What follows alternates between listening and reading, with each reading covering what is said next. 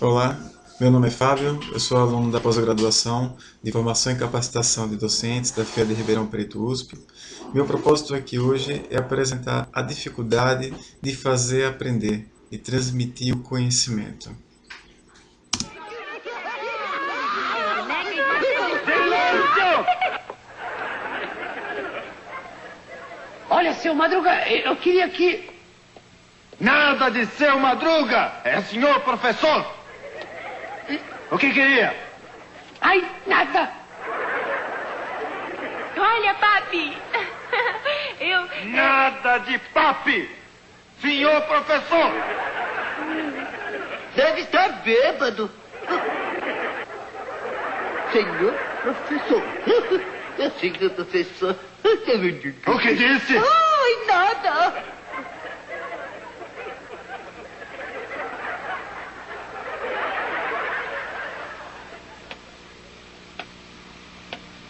Chaves, volta para o seu lugar.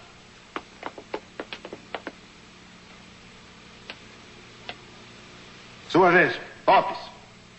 Presente, senhor professor. Que vale mais? 1 quilo de tomates ou 1 quilo de cebolas? Não sei.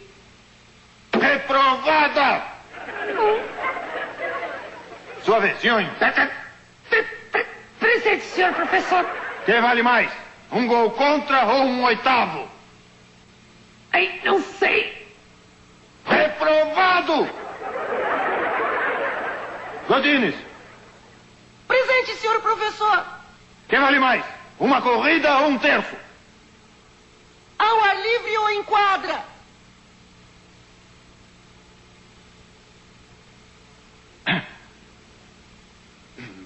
Nota 6. Digo.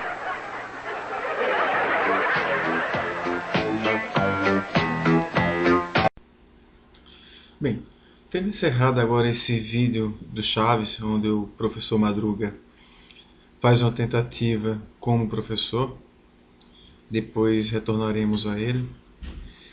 Eu procurei nas minhas pesquisas encontrar algum texto que me reforçasse, além da literatura exposta pelas professoras, que embasasse essa minha apresentação sobre o tema a dificuldade de fazer aprender. E eu me deparei com um autor magnífico, Paulo Freire. Paulo Freire é educador e filósofo brasileiro, é patrono da educação brasileira, é considerado um dos pensadores mais notáveis na história da pedagogia mundial, tendo influenciado o movimento da chamada pedagogia crítica, nascido em 19 de setembro de 21, falecido em 2 de maio de 97, tem como uma das suas principais obras a Pedagogia do Oprimido. Eu acabei me deparando com uma obra sua de tal simplicidade e beleza e poético, a qual eu recomendo a todos, que se chama Professora Cíntia Não, Cartas a Quem Ousa Ensinar. Na verdade, essa obra é uma coletânea de cartas.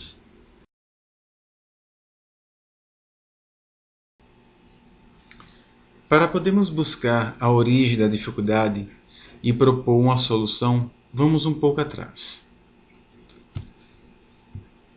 Qual a origem da dificuldade? A palavra dificuldade. Primeiro, vamos tratar o seu significado. Segundo Paulo Freire, disse que alguma coisa é difícil quando enfrentá-la ou lidar com ela se faz algo penoso, quer dizer, quando apresenta obstáculo de algum nível. O medo, segundo o dicionário Aurélio, é um sentimento de inquietação ante a noção de um perigo real e imaginário. Bem, nesta relação entre medo e dificuldade, medo e difícil, se acha também a figura do sujeito que tem medo do difícil ou da dificuldade. Este é o ponto. Temer o difícil, temer a dificuldade. Temos que enfrentá-la. Não podemos saber ou aceitar o temor da dificuldade, pois ela gera um sentimento de segurança, algo que jamais pode ser transparecido ou ao ensinante.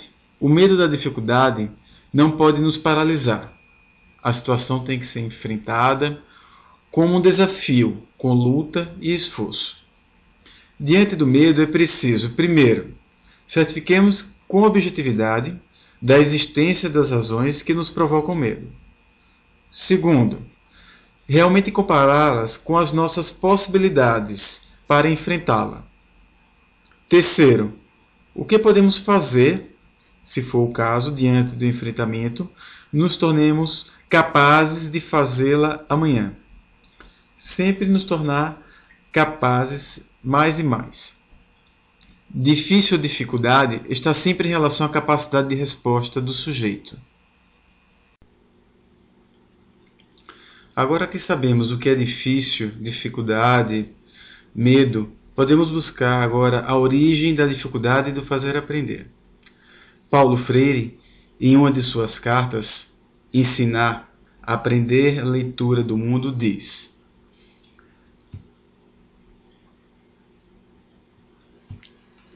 nenhum tema mais adequado para constituir-se em objeto desta primeira carta a quem ousa ensinar do que a significação crítica deste ato, assim como a significação igualmente crítica de aprender.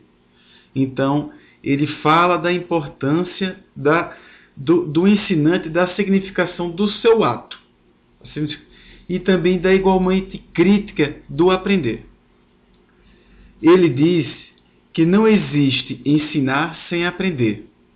Ensinar e aprender se vão dando de tal maneira que quem ensina aprende, de um lado, porque reconhece um conhecimento antes aprendido, e de outro, porque, observando a maneira como a curiosidade do aluno aprendiz trabalha, para aprender e ensinando-se, sem o qual não se aprende. O ensinante se ajuda a descobrir incertezas, acertos e equívocos. Então nós temos aqui o quê? Ensinar sem aprender. Não existe ensinar sem aprender. Que quem ensina, aprende. Então reforça que o quê? O ato do ensinar é uma prática, é uma evolução, é a nossa evolução constante.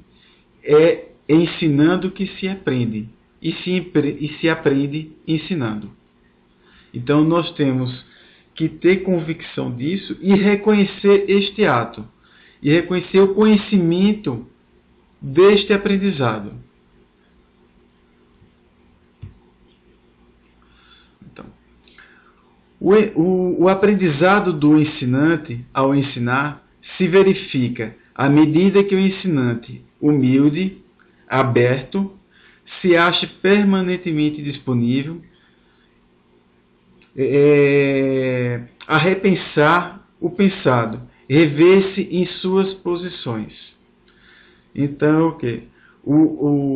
A predisposição, a minha predisposição como ensinante, né? A minha humildade.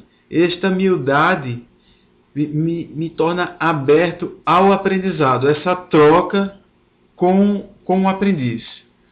O ensinante aprende primeiro a ensinar, mas aprende a ensinar, mas ele aprende a ensinar ao ensinar, algo que é aprendido por estar sendo ensinado. Então, o ensinante, ele ensina, aprende primeiro a ensinar, né? E esse ato ele é reaprendido por estar ensinado. Então, o fato de ensinar é um aprendizado, reforço, o fato de ensinar é um aprendizado constante. Ele é sempre reaprendido, é aperfeiçoado, é melhorado. O fato, porém, de que ensinar ensina o ensinante a ensinar um certo conteúdo, não deve significar, de modo algum, que o ensinante se aventure a ensinar sem competência para fazê-lo. Não autoriza a ensinar o que não sabe. Então, o fato de eu reconhecer que eu, ao ensinar, ao reconhecimento do meu ato de ensinar, eu aprendo, não quer dizer, não me exime da minha competência básica, que é o de ensinar somente o que eu tenho competência. Não vou me ater a ensinar o que eu não sei. Bem, então qual é a origem dessa minha dificuldade? Então, o reconhecimento da minha significação crítica do ato de ensinar e o reconhecimento da significação igualmente crítica do aprender e o reconhecimento do fato de que ensinar, ensina o ensinante a ensinar não significa que eu me aventure a ensinar o que não possuo competência.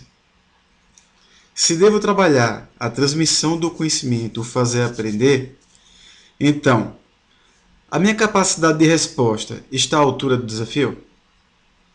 A minha capacidade de resposta está além do desafio? Ou a minha capacidade de resposta está aquém do desafio? Se está aquém, quais as possibilidades que disponho para enfrentá-la com êxito? Sabendo da origem da dificuldade, como trabalhar? Qual a solução? Vejamos. Humildade. Ninguém sabe tudo. Ninguém ignora tudo.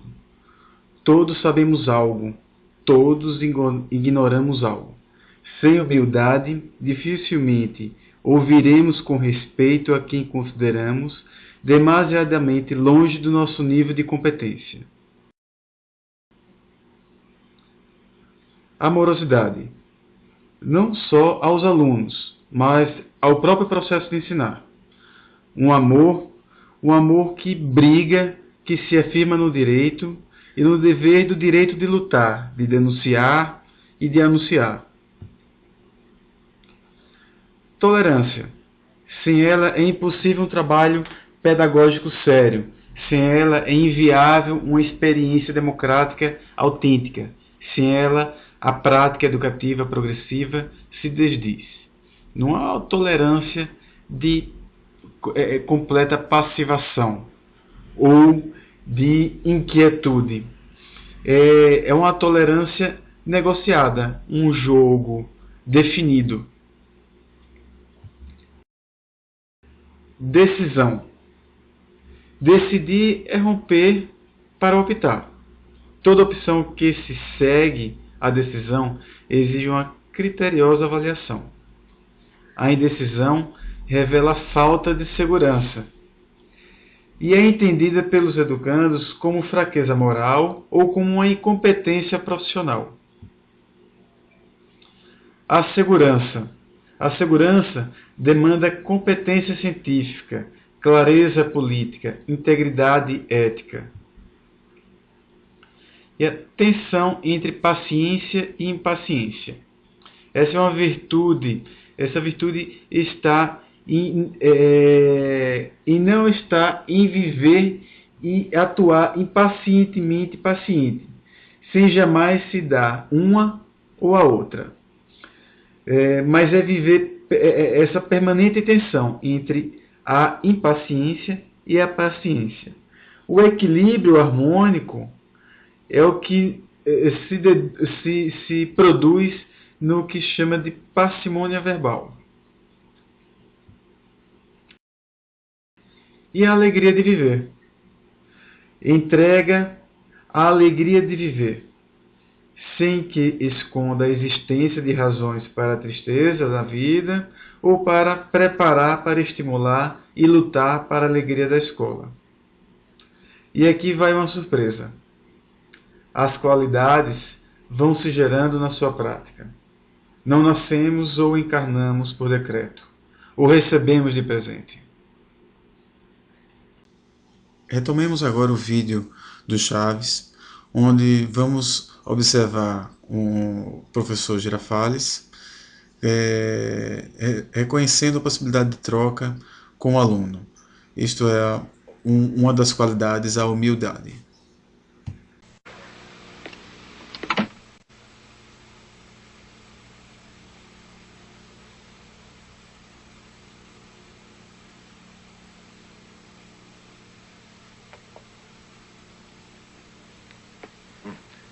Bem, suponhamos que isto seja uma caveira. Mas o que significa? Uma bandeira de piratas? Não! O anúncio de um cemitério? Tampouco. Essa caveira significa perigo. Ouviram bem? Perigo. Por exemplo, se virem uma caveira e uma garrafa, significa que essa garrafa contém veneno. E se vocês beberem...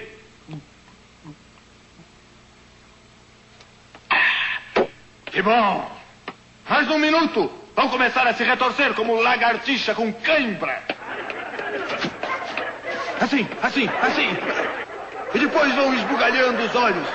A língua... para fora. Até que... morrem. Vão pro beleléu. Agora, se essa caveira estiver onde tem coisas de eletricidade e vocês colocam a mão,